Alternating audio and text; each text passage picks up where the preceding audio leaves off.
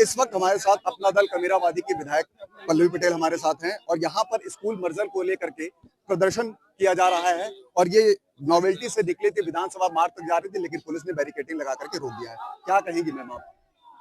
यही है लोकतंत्र का मजाक, इसी को कहते हैं।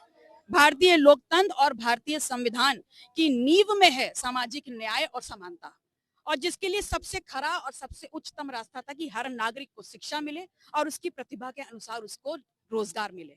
लेकिन अगर आप देखेंगे तो धीमे धीमे रोजगार पे भी कुठाराघात हुआ है और धीमे धीमे शिक्षा पे भी कुठाराघात हुआ है। कुछ भी अचानक नहीं हुआ, पूरी योजना के तहत ये किया गया है। पहले तमाम सरकारी संस्थानों को घाटे के भेंट चढ़ा दिया गया, ऐसा प्रचार किया गया, उसमें भर्तियां बंद कर दी गई, और भर्तियां बंद करने के बाद एक नया जुमला आता है निजीकरण, और निजीकरण करके उन्हीं उन्हीं सरकारी संस्थानों में ठेका पट्टे के द्वारा भर्तियां हो रही हैं और काम चल रहा है। अब दूसरा क्या होता है? दूसरा ये होता है कि आप शिक्षा का एक जो अधिकार, जो राइट टू एजुकेशन ये संविधान देता है इस देश के हर नागरिक को, उस पर भी कुठाराघात किया गया है। और सरकार ने नीतिगत तरीके से एक फैसला दे दिया कि जितने भी परिषदीय स्कूल हैं, उच्चतर परिषदीय स्कूल हैं, सबको बंद कर दिया जाएगा। और हवाला ये दिया जा रहा है कि कम संख्या बच्चों की है और कम संख्या शिक्षकों की है। तो अगर शिक्षकों की कम संख्या है तो ये व्यवस्था, और व्यवस्था की विफलता जो है वो सरकार की है। व्यवस्था देना सरकार का काम है। अगर सरकार अपने दायित्वों के निर्वहन में असफल हुई है तो उसका भुक्तभोगी इस देश का नौनिहाल, इस देश का बच्चा क्यों हो? उसके हक और अधिकार, उसके शिक्षा के अधिकार को क्यों छीना जा रहा है?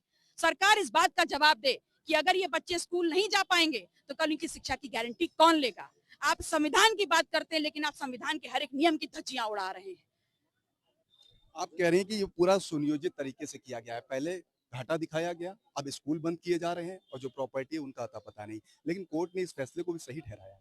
देखिए, कोर्ट ने इस फैसले को सही कराया, ये अभी तक मैंने ऑर्डर देखा नहीं, मैं इस पे कुछ नहीं कहूंगी। लेकिन मैं ये जरूर कहूंगी कि अगर आप गांव में जाइए, धरातल में जाइए, तो आम जनता क्या कह रही है। विपक्ष का काम है, हमारा रोल, हमारा जो एक कर्तव्य है, विपक्ष, जनता ने हमें विपक्ष में काम दिया। सरकार जहां भी निरंकुश होगी, सरदार जहां पर भी जनता को छलने का काम करेगी, वहां हम खड़ा होकर के उसके दायित्वों के, उसकी जिम्मेदारियों का एहसास उसको करवाएंगे। ये विफलता व्यवस्था की है, और अगर विफलता व्यवस्था की है तो अपने कार्यों का, अपने जिम्मेदारियों का निर्वहन करने के लिए आप उसका मूल्यांकन करिए, ना कि स्कूलों में कटौती करके बच्चों के भविष्य को बर्बाद करने का काम करिए। तो आगे की क्या रणनीति रहेगी आपकी? देखिए, आज हम एक अपना मांग पत्र दे रहे हैं, इसके बाद भी हम लगातार चरणबद्ध तरीके से इस आंदोलन को हर जनपद तक ले जाएंगे, महामहिम राज्यपाल तक ले जाएंगे, जहां तक हमारी पहुंच है।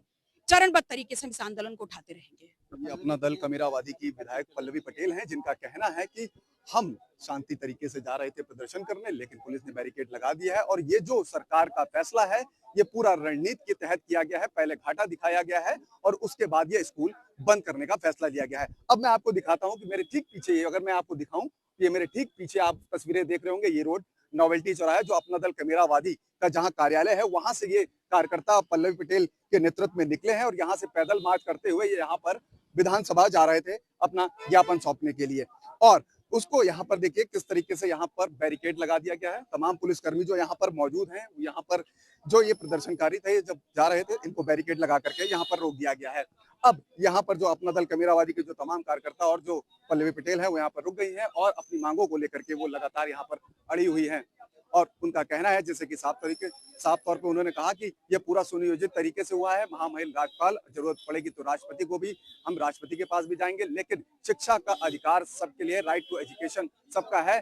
अगर नहीं होता है तो हम आवाज लगातार उठाते रहेंगे और गरीब बच्चों के लिए हम उनके साथ खड़े हैं।